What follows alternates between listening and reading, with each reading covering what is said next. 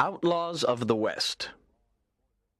It was very difficult to keep law and order in the West.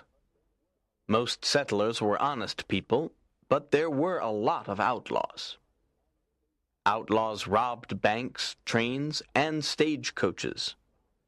Honest people were afraid to travel. There were horse thieves and cattle thieves, but there were few sheriffs. Who were the sheriffs of the West? The most famous were Wyatt Earp, Pat Garrett, Wild Bill Hickok, and Bat Masterson. Wyatt Earp and his brother Virgil were Western heroes. In October 1881, they killed 3 outlaws at the OK Corral in Arizona.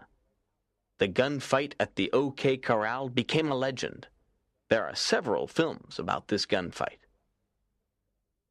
Who were the outlaws of the West? There were a lot of outlaws in the West.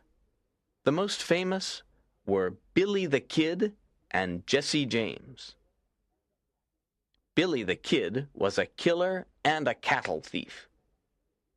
He worked on a cattle ranch in New Mexico. There was a $5,000 reward for Billy the Kid. In 1880, Sheriff Pat Garrett captured him and put him in prison. Billy escaped from prison. He killed 2 of the sheriff's men. Sheriff Pat Garrett followed him to Fort Sumner, New Mexico. On July 14, 1881, he killed Billy the Kid during a gunfight. Billy was only 21 years old. Jesse James and his brother Frank were bank and train robbers. They terrorized the West for many years.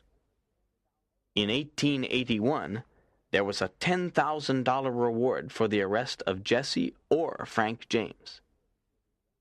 On April 3, 1882, an outlaw called Bob Ford killed Jesse in Missouri.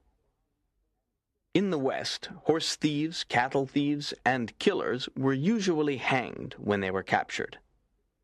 The West was a violent place.